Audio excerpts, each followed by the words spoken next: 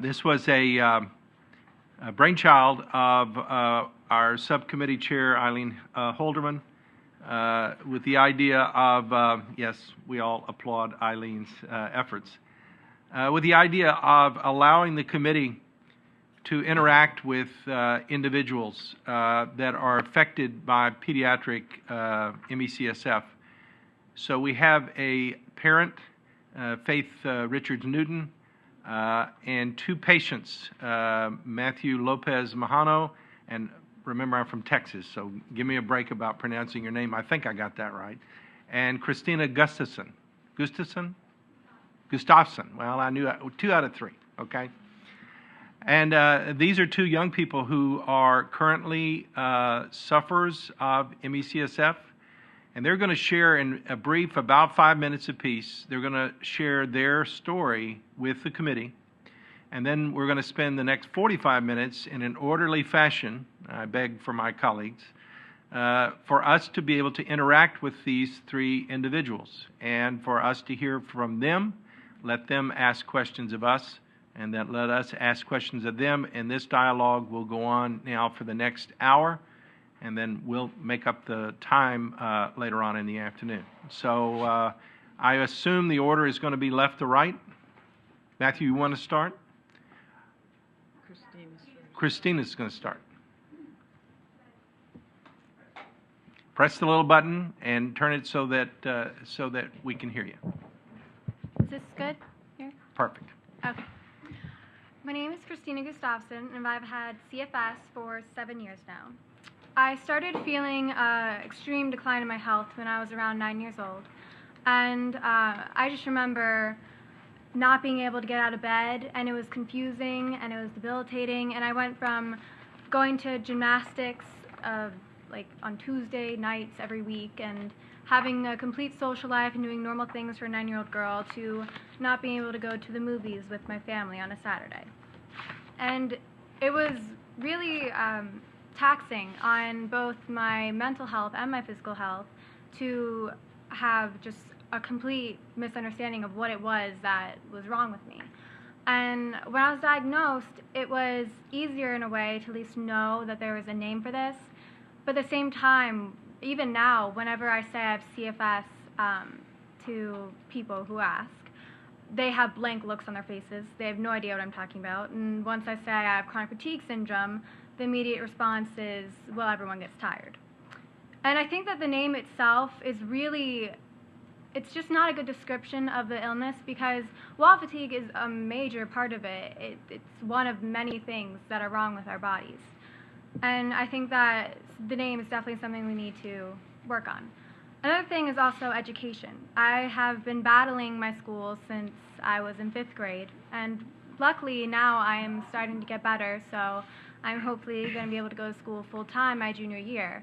But before now, when I was almost completely bedridden last year, I had the worst time at the school. We had to hire a lawyer, and I had to get homebound instruction, and even online schooling, which is normal response for this illness, doesn't work because I need a teacher to teach me, because I'm not going to be able to just memorize things by myself online like healthy kids. So it's just not a very good response to the illness. Another thing is also teachers not understanding this illness at all. They have no idea what it is. If you say you have autism, then the teachers understand, or bipolar disorder, but CFS, no one understands how it is to teach us. And we are difficult to teach, but it's just not getting addressed, I don't feel.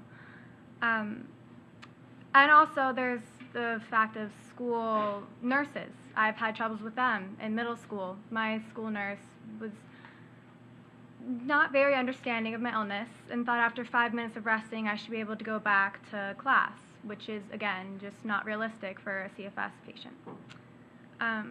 So those are the major things with school that were really taxing when I was my most ill. Now, however, I have become slightly better, actually marginally better than I was before. Last year I was bedridden, and just this morning I was able to walk for 20 minutes at 8:40 in the morning. but it took a lot of effort to get there, and a lot of CFS patients will never get there.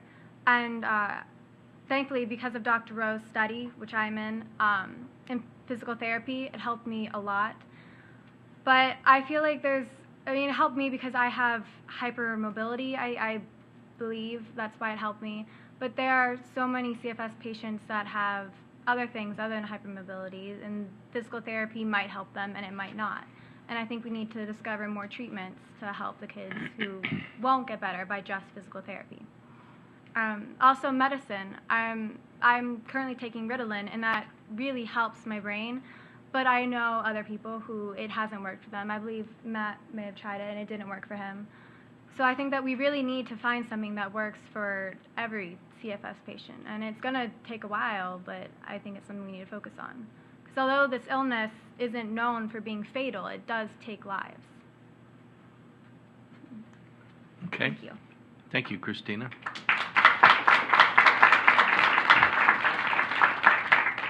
Matthew?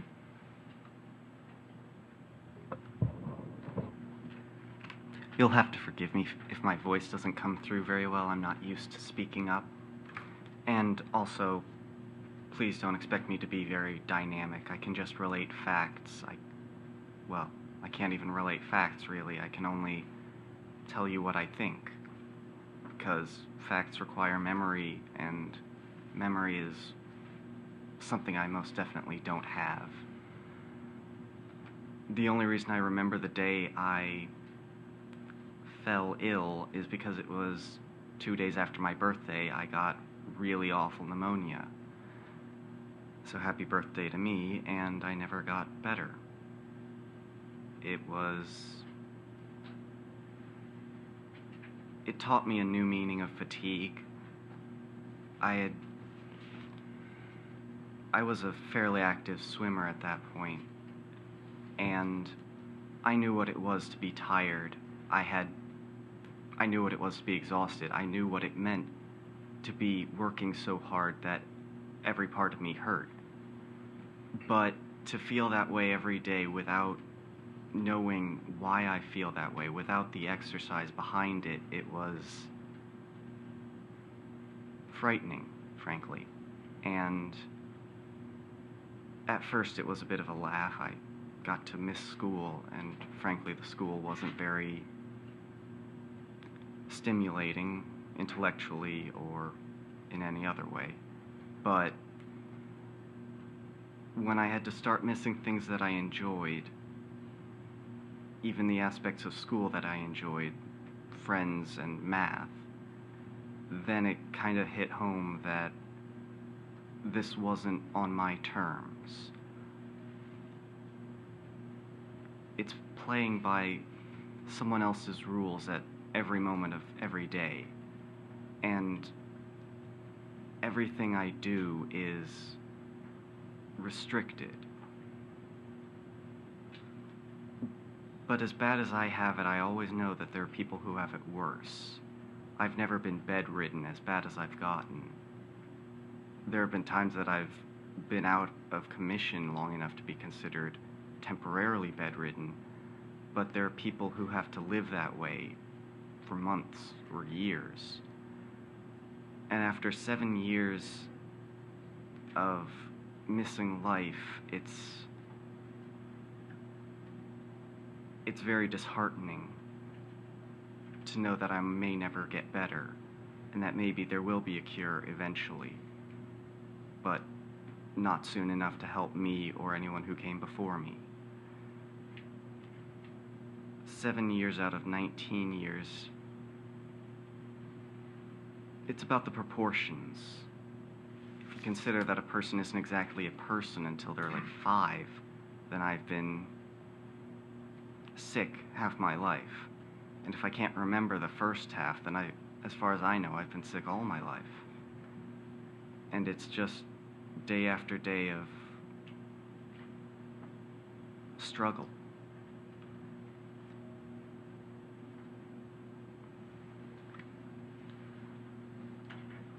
It gets really hard to figure out why I keep going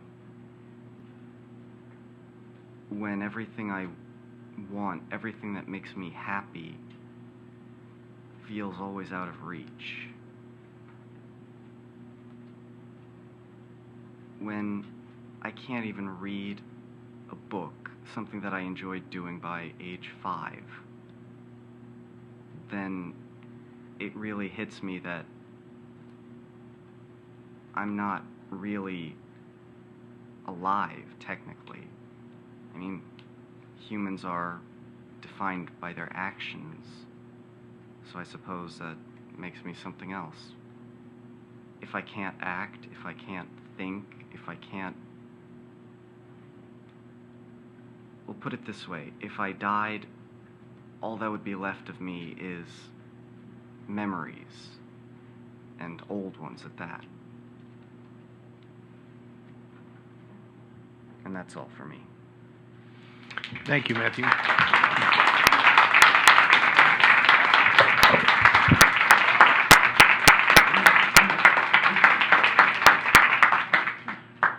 Ms. Newton.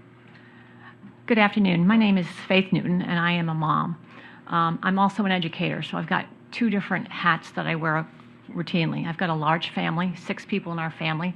My eldest is 30, and we adopted her when she was 16.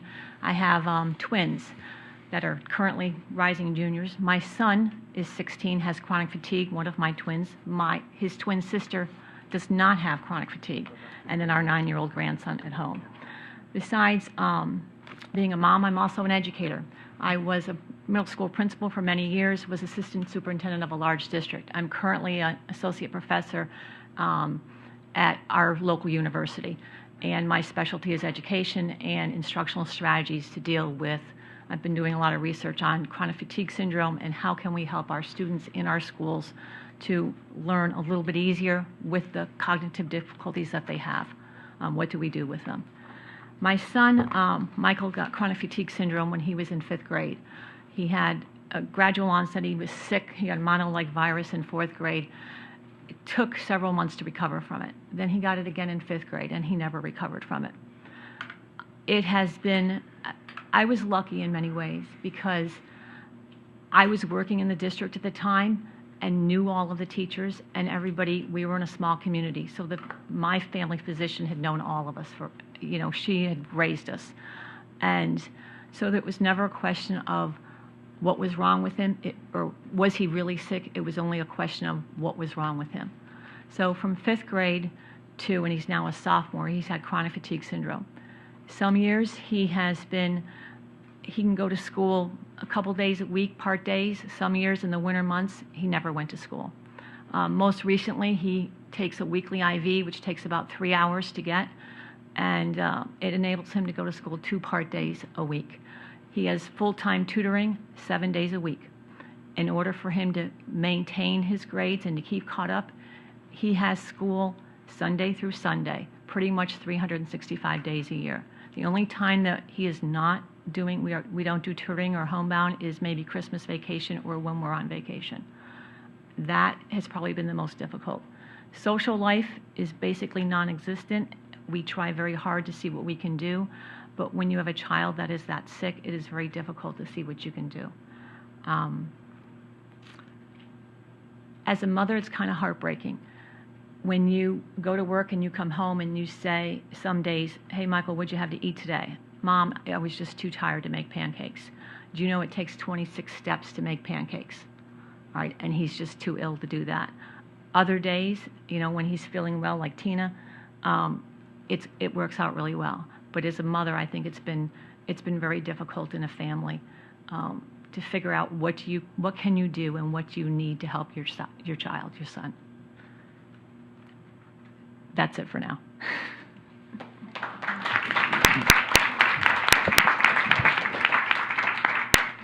Thank you all 3 of you, for your presentations. Very thought-provoking for all of us. What we're going to do now is to have a discussion among the committee members with the 3 of you. And if you have questions for us, you're welcome to ask those questions. The only issue is that I would request that everyone try to make your questions as brief as possible. and try to make your responses as directed as possible, simply so that we can get as much of this done in the next 45 minutes as we can. I'm not trying to short-circuit discussion. I'm not trying to short-circuit interaction. Quite the contrary. I'm trying to promote it so that we have plenty of time for everyone to talk. So who'd like to start? Steve? Thanks. It's a brave thing that you do. Tina, I had a question for you because you said you had problems and it made you difficult to teach. I'm wondering if you could just tell us a little bit more about that. Sure. I would have days where I could do an hour of schooling, and I would be pretty well to absorb the material.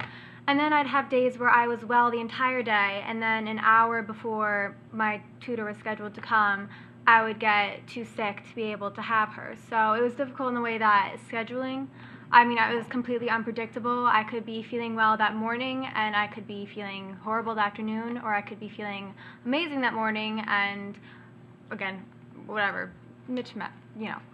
But the point is that it's just difficult in the way that I have no idea how I'm going to feel an hour from now or 2 hours. So it's very difficult to schedule school. Thank you. Hi, Tina. Also, you mentioned that you did some physical therapy. Now, do you think your background in having been athletic before you got ill has kind of helped you both be compliant with it, and you think it's just helped you that you were sort of in better shape before you got ill than perhaps other people?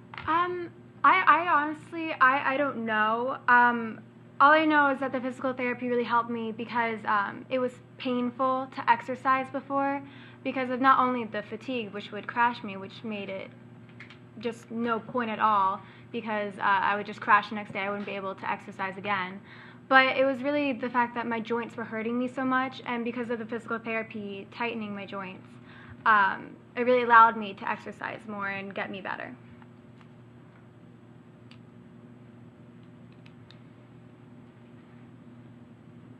Mary Ann, go ahead.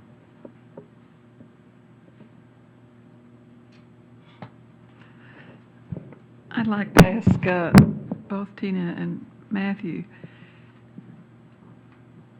would you feel like you could participate in a clinical trial if you were asked? If it's, say, for example, I had a placebo group, which means individuals who would not know that they were not taking the drug under study, and do you think that's a worthwhile thing to do in the area of chronic fatigue research? I'm not sure exactly what you mean by how would I feel with it. Well, my primary question was, would you feel like you would participate in that? Is that something that you would find appealing? I would definitely participate in a study. Have you already been one? Yeah, I'm already in Dr. Rowe's study. I believe Matt is too. So I think that studies, Dr. Rowe's have had complete success with me, so I'm always in, last year I was bedridden for most of the year. I had a hard time getting out of bed, and my body was completely depleted, and just a year and a half later, I am not completely cured by any means, but I am so much better. So I think that studies really do help us understand also how this illness works, at least try to understand it. I've been on a study before. I can't remember exactly what it was for some reason, but it required that I go off my meds, and during that week I realized exactly how far the limited success I'd had up to that point with the meds had brought me, because it hurt a lot. It was really exhausting because anytime I'm not at home, I'm exerting myself. So if you're asking about a drug trial, then that would probably require going off medication again. And frankly, this year's been a bad year for me, so I don't think I could.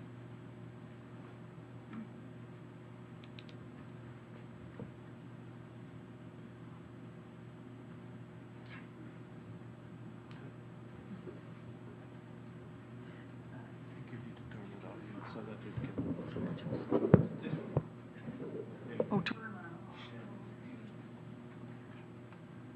Okay. Thank you for your presentations. My question has to do about education because I'm on the subcommittee for education and patient quality of life. So I'd like to ask the same question to all three of you. When you told your teachers you had chronic fatigue syndrome, did any of them, did they generally know what the disease was? And when you told your friends, your peers, did they know what it was? My teachers, as far as I know, I mean, my mom mostly deals with my teachers, but as far as I know, they had no idea what the illness was. I mean, when I tell people, maybe 2% of the people I tell have any idea what chronic fatigue syndrome is. And it's really, I think, a problem because it's hard, and also with friends, to tell them and try to make them understand. But if you haven't gone through this level of fatigue and pain and just complete debilitation, it's hard to understand. And I think that especially because when you say things like cancer or AIDS, people immediately know, you have bad health and there's something seriously wrong. But chronic fatigue syndrome, most people don't know. What about you, Matt? When I was sick, I was doing school part-time, so I only had a couple teachers. And for me also, my mom helped a lot with dealing with them. I remember one of them didn't like me, thought I was a cheater, so of course he's the one who gets the invisible, unknowable illness. One of them just kind of shrugged and sent the schoolwork home when I needed it. One of them seemed passively supportive. I told her I required accommodations, she said fine. As for friends,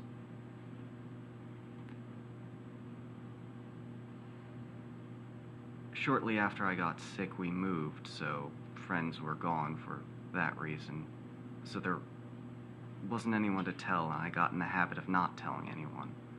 So I just kind of smiled my way through it. I don't even tell people anymore because the chances of finding someone who knows what it is are slim enough that I'm not going to bother with it because, frankly, people don't believe me.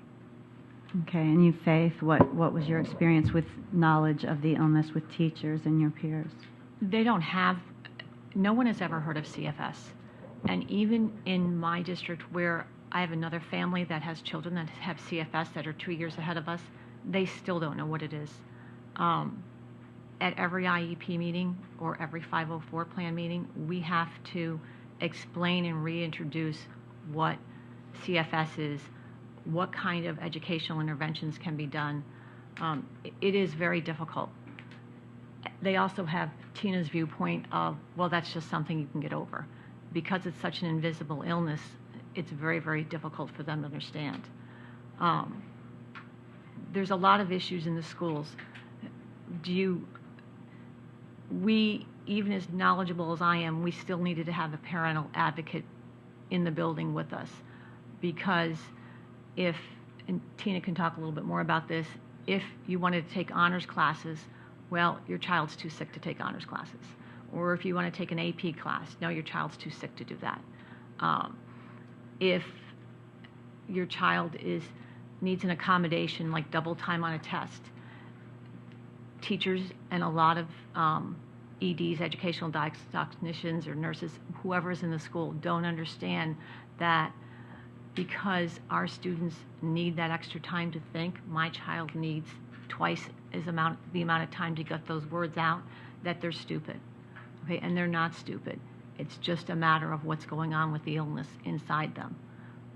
And we've had to do a lot of educating that way. Just because Maybe this afternoon he can't remember 4 times 5 is 95, but he then can do a complicated formula and graph it in a math equation.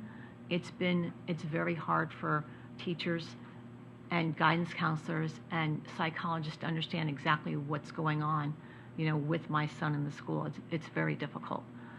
So we have had to educate continually on what is CFS and what does that mean. And that does not mean our kids are stupid.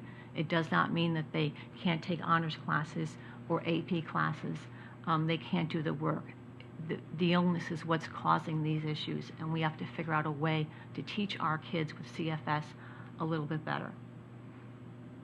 Thank you. Dr. Newton, first of all, forgive me for not acknowledging you as a colleague. For those that don't know, she's an associate professor of education at Delaware State University. I apologize for not acknowledging that.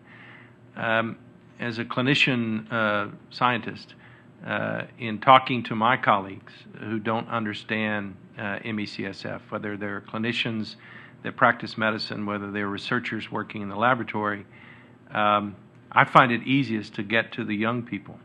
It seems like the younger they are, the more open-minded they are, as opposed to the old gray hairs like me who made up their mind 30 years ago about whatever, and introducing new concepts is difficult. I'm curious, because I'm sitting here listening to you talk about the challenges with educators, and I come from a family of educators. My mother was a school teacher, my sister was a school teacher, I have uncles and aunts and so on. I several college professors. So I come from an education background, and the hallmark of education is the gaining of new knowledge and an open-minded idea of acquiring new knowledge. And yet it sounds like that the mean old doctors who don't understand or appreciate MECSF are accompanied by rather uninspiring educators at the teacher and administrator level who behave likewise. My candidacy or my effort has been focused on the younger people, the trainees, who have a much more open mind about things, whether it's related to integrative medicine or whether it's related to MECSF. I'm curious to know if you might see a similar pattern in your role, because your bio is so unique to be able to give that perspective. Do you see a light in the tunnel with us being able to educate, and is there some way, aside from Delaware State where you are, with other institutions around the country, is there some way in which we might be able to advocate for educators understanding about children with this illness at that tender age where they're more likely to be open-minded? Yes, I think there is. A couple things. I have published on the Association of Special Education Teachers website a CFS page. All right, that's fact. So that is now available to all educators across the country. I think that has helped tremendously, because now what happens is our schools can go and look at that page, that fact sheet, all right, and say this is what CFS is. And I think more of that work needs to be done. I think with our younger teachers and administrators, if we can train them in what strategies work well with our kids that have CFS, like, for example, Goodwin Lang's work on doing task, not multitasking with chronic fatigue students, chronic fatigue syndrome students, but doing tasks serially. So in the high school or the middle school level, if we have our students complete the task, the assignment beginning to end, rather than in the classroom reading one story, then doing a poem, then doing the vocabulary, we have found, the research is pretty clear, that it works better for our CFS students, for my son, to do the tasks in order, rather than have 15 tasks to do at the same time. It's that kind of research that I think needs to become more out there with our educators and with our teachers. I really liked the presentation this morning about the Parent Information Center. So if that is the route that the Office of Special Education is going towards, how do we get CFS information out to all 50 states, our parent information centers? Can we give them fact sheets? What do we do so that they are now an advocate for our children? All right, because right now the schools look at us as adversaries. So how can we turn that role around? And it's not that they're intentionally trying to be adversaries. Like Tina said and like Matt say, they don't have an understanding of the illness. They just simply don't know what it is, and they don't know how to teach our kids in the classroom. So what do we do about that? So I think that, yes, there is a light at the end of the tunnel. I see a lot of changes 6 years now into this illness than I did the very first year. All right, there are strategies that we can use with our kids so that they can learn things a little bit differently, because they are hard to teach because of the processing issues and the short-term memory problems. So what do we do? Because that does not mean they are stupid. Okay, that does not mean they are stupid. They are smart. All right, and we have to figure out how to teach them best. So yes, I see that. Some recommendations would be making sure that our parents know where they can get help, whether it's the Parent Information Center at each state. Where do they get that information so that they understand what a 504 plan is, that they understand what an IEP is, and what their children are entitled to in the schools, so that they don't just give up. I mean, a child said to me that earlier this afternoon, you know, if I hadn't had the help of a parent advocate, I quite simply would have dropped out of school and gotten my GED. That is sad. That is just really sad to say that. We need to figure out ways to be more proactive, to be more involved in what's going on, so that all of our kids understand that, yes, they have CFS, but yes, they can get the education that they deserve in our middle schools and our high schools and our elementary schools. Well, let me ask you a follow-up question that goes with that. Are you aware of any evidence or study that's been done, or do you think it might be a good idea, and that's a hint for the last part, to be able to assess that these young people, I think the illness has been around long enough now, and there's now beginning to be a movement, albeit terribly imperfect, listening to the testimonies that we've heard, that at least some school districts seem to be enlightened enough to see the value of putting these children in a learning situation. Some of us that are old enough to remember when dyslexic children were thought to be stupid, and they were thought to be illiterate and so on. And now these are people that are honor graduates and leaders of industry, politicians, all over the map. These are people now because they learned how to accommodate the learning that was necessary for those children. Do you see that there's either has been or might be the possibility of doing a study to show the brightness of these children, that in the right setting they can achieve at a level that would be comparable to a child with a different setting with the same level of intelligence in his or her accomplishment? I think that's the direction we need to go. We need funding and studies in the education field for our CFS students. It currently does not exist. There's nothing that's being done on what instructional strategies, what works best with our CFS students, what curriculum modifications need to be changed or need to be done, what adaptations should we have for our kids. That just simply doesn't exist. It's the right time to see if we can put into place some funding to do some studies with our students. I think it would yield some very promising results as to just the simple thing of assigning homework serially, having a student read all of Frankenstein before they start Tale of Two Cities, before they start the vocabulary review. Just very simple instructional strategies that we know already work, and seeing what effect that has on our students with chronic fatigue syndrome, and would that enable them to do a little bit better in their classes and their courses. I think the other thing is we also need to do some research on, there's been some done, but not particularly with students on processing speed and working memory. I think those types of studies would also be very useful, because it would show that our students, the processing speed is probably twice in some cases with some of our kids. So what that it takes my son maybe twice as long in his computer programming class to write what he needs to do for the programs as a student that does not have CFS. But that doesn't mean he's stupid. So what can we do to help with that processing speed? What strategies are out there that would make it a little bit easier for him to get that information and to learn it quicker?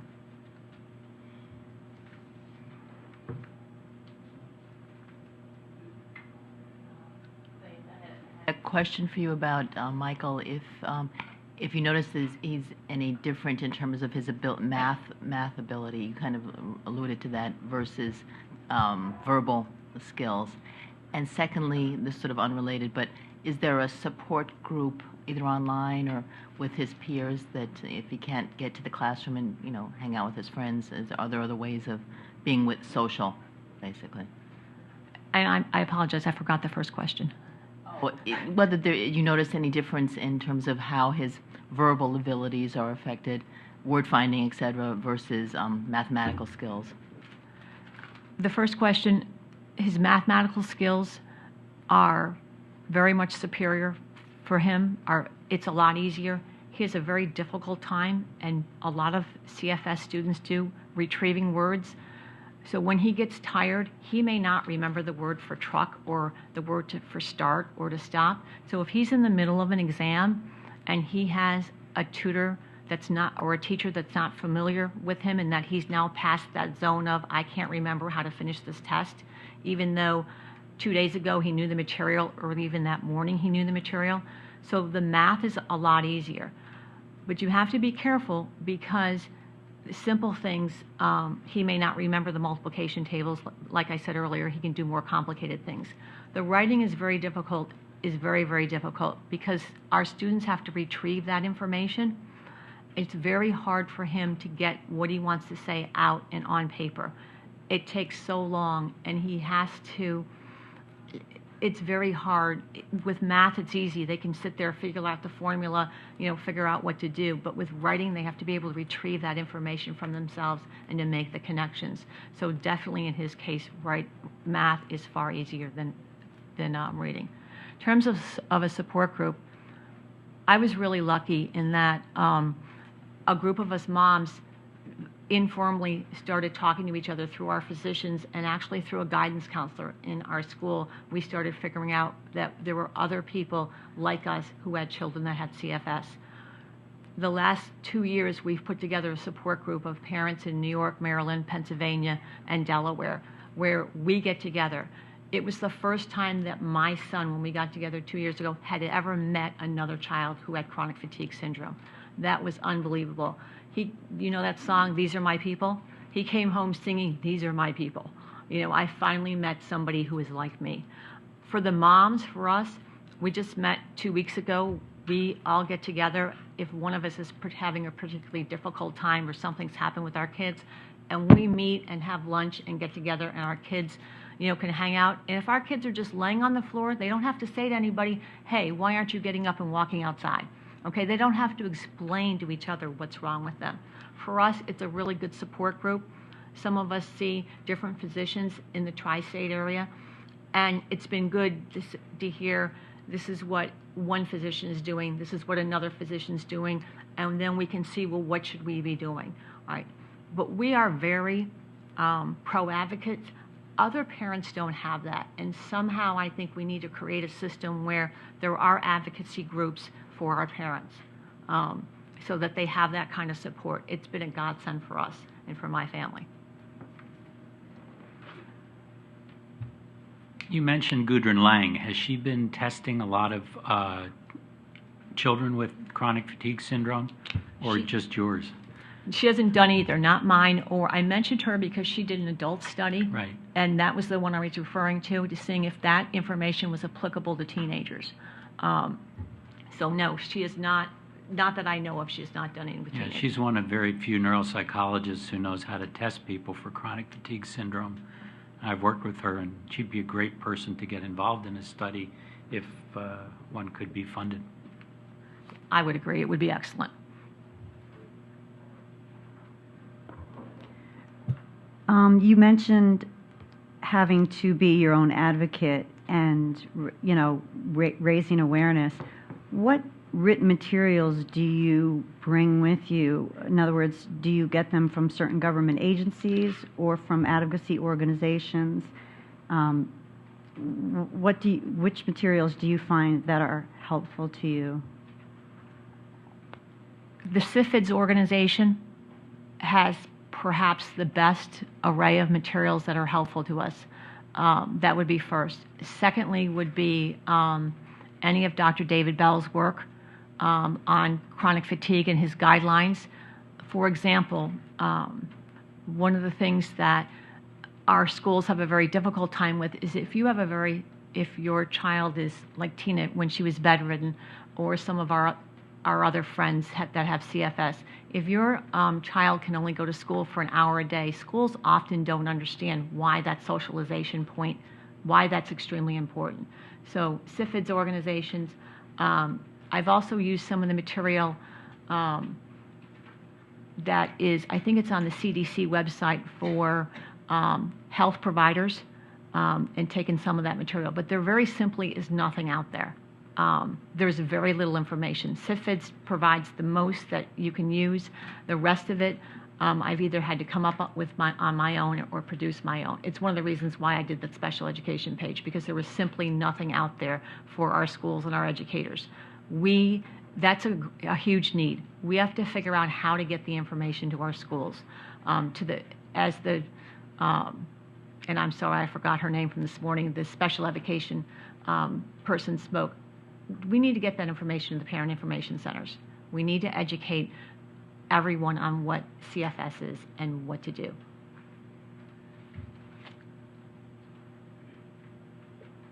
Hi, thanks for sharing all of that. As a program director, I have the responsibility of teaching young physicians that want to subspecialize, and I find that they get overwhelmed very easily. So Matthew and Christina, I'd like to ask you both if you could help me out in terms of the types of features that you feel would be most important to make sure you express to the physicians that you've encountered, so that you can really effectively relate the signs and symptoms of ME/CSF and CFS, and without being overwhelming. Because I think that that's one of the key features. A young doctor will come in and say, my God, there's so many things. I can't believe that this really comprises a disease. So if you had to help me out in what I should teach them, could you give me a few pointers? Well, there are like 64, I think was the last time I checked, symptoms of CFS. So it's definitely a wide range of things that are problematic. Fatigue is, of course, a big thing for me personally, but I do know of one girl who fatigue is a problem for her, but it's mostly pain that hurts, or it's most causing her problems. So I think, of course, fatigue should be, when people are not getting out of bed, there's obviously a problem. I think that's something you should look out for. But also, like joint pain or neck pain, muscle pain, and aches, and like what I described before as vein pain, where it felt like my veins were like something was pinching them. So just like little things, I think mostly with CFS3, what makes it so weird is that it's a bunch of random symptoms. So when you really have someone with supposedly symptoms everywhere on their body, I think that in itself is an indicator of CFS.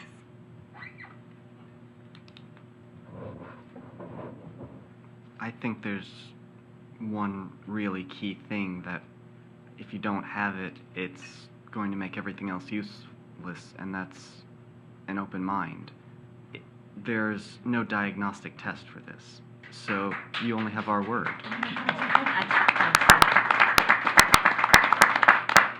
And without an open mind, we're just a bunch of slackers. I think you also have to have curiosity. That would help too.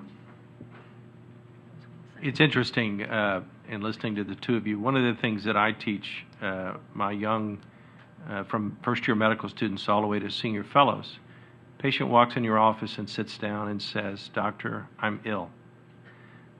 You either believe them or you don't. They're either lying to you, or they're deluded, or they're ill. 100 years ago, our knowledge base in medicine was so limited that many times a physician would not know what was going on with a patient, but then set about to try to figure out, what can I do to help the patient feel better? Unfortunately, with the advent of the technology of medicine, far too many physicians have fallen, and other healthcare providers, by the way, we share the blame, have fallen into the trap that if there's not a diagnostic test, then it must not be real. If there's not an abnormality on a lab or not an abnormality on a physical finding that would be put together, then it must not be real. But yet, still, the patient says that he or she is ill. Now, you heard from Dr. Rowe this morning, I think what is a mounting idea that the classic, when I came up, there was no MECSF. There was, if you happen to be a buff of medical history, there was a condition that was referred to as neurasthenia. And neurasthenia has been around the time since Hippocrates, and in many cases, some people, and there is a spectrum even of advocates. I suspect if we went around the room, there would be people with their teeth gritted, and there would be other people with their teeth nodding in agreement, and that the description that was there in the old ancient medical textbooks is similar in some ways, but not in every way. So the fact is that the normal exam, which is the harbinger of MECSF, no longer holds. These individuals are not, quote, normal, although I will admit to you, the older I get, the less I know what the word normal means. Because normal is what's normal for me. If I am ill, what I want is someone who will, number one, believe me, number two, make me the focus of trying to help me feel better, or at least number three, helping me to understand what's going to be in there, what can I adapt to, and where can I go. The very idea of these children sitting here being given the basic idea that there's nothing that can be done, and they now have a life sentence of this, is absolutely unconscionable to me. And it's unconscionable from the standpoint that even in illnesses where I suspect everyone over about the age of 12 has been at a doctor's office, if they have a chronic illness that we know more about, and say, you'll have to take this, quote, for the rest of your life, unquote. Everybody heard those things? Well, the problem is, number one, that presupposes the doctor knows how long you're going to live. They stole my crystal ball that I got when I got out of medical school, and we don't issue them anymore. So I don't know where they get the idea that they know how long we're going to live.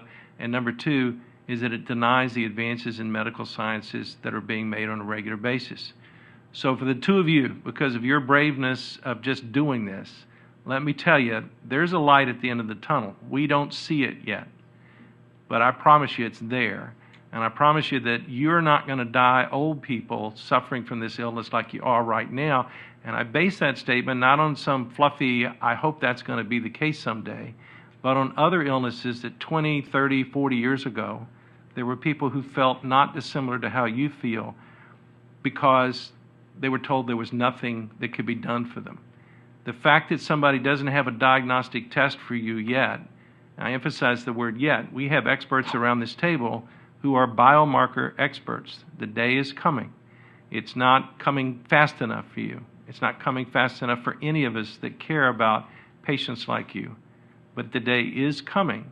And it is my firm belief that as you sit here and are willing to be brave like this, and others are willing to advocate in a rational, forward-thinking way, the ultimate end result is that people are going to wake up one of these days. Educators are going to learn.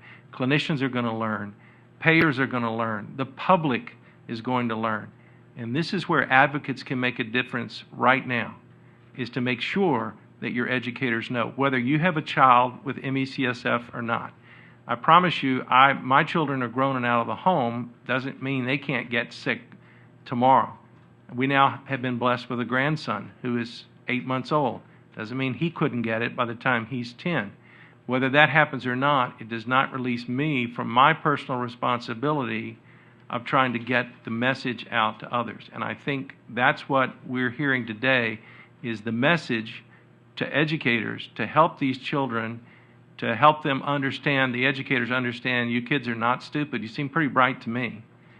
And that it's a matter of finding and unlocking that box for you so you can be what you want to be. I think that's what we want to try to help you all do. Steve? I was wondering whether in the travails with the schools, any of the websites that there are concerns about were raised with you.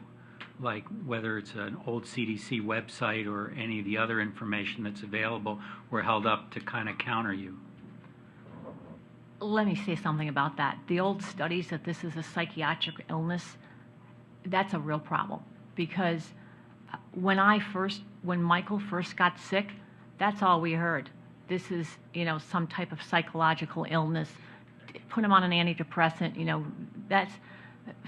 it was, luckily I didn't hear that from our pediatrician because she had been with us the whole time, but people who did not know us or outside, that was their first assumption.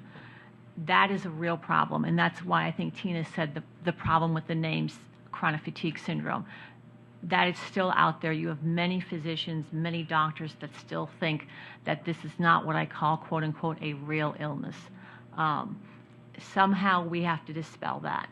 And I guess one of my questions to this group is, how do we go about dispelling that idea that this is not a real illness, that this is not a psychiatric disease? I mean, it's just laughable when we hear people say things like that, tell them to get out of bed and go to school. As one family member said to me quite routinely, we'll just give them a Coke. The caffeine will be able to get them up and send them to school.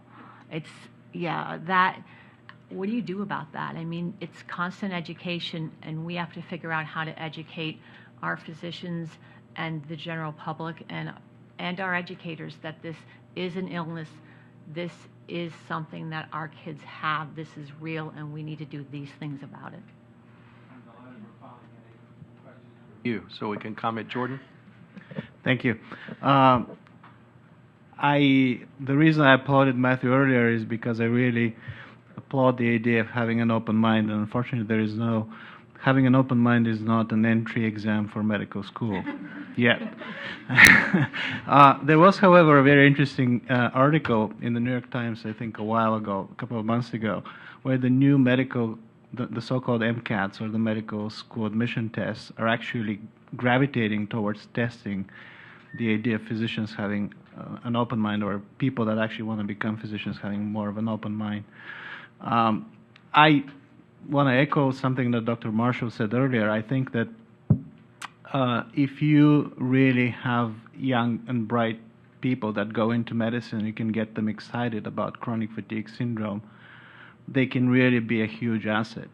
And I think one of the major issues that we're facing, is Ms. Newton was just saying, or Dr. Newton was saying, is that I think part of the reason is that the physicians that you see are not educated about ME/CSF themselves.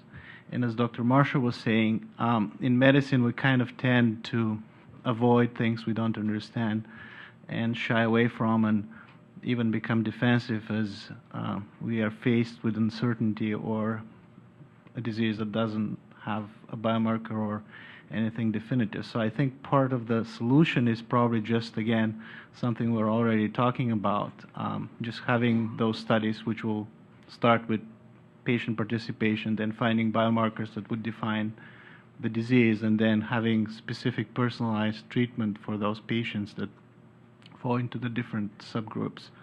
But I was just listening to you, and I just had this question for you.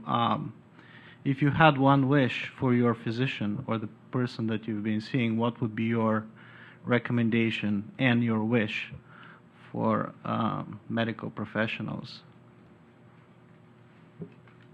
What kind of wish? Do you mean a practical one or a genie wish? Both. Maybe both. Can we hear both? The genie wish would be that he wins 5 successive lotteries so that he can fund these studies, because that's what he would do with the money. The actual wish is... I'm kind of drawing a blank, because A, I'm not good with coming up with a lot of new ideas, and B, it just seems that it's going to take a much more systemic change than one person, however good they are, can make.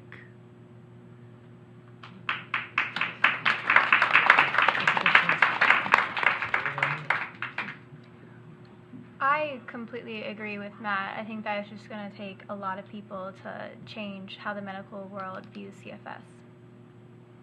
Let's make that 10 lotteries, Matt, instead of 5. Okay.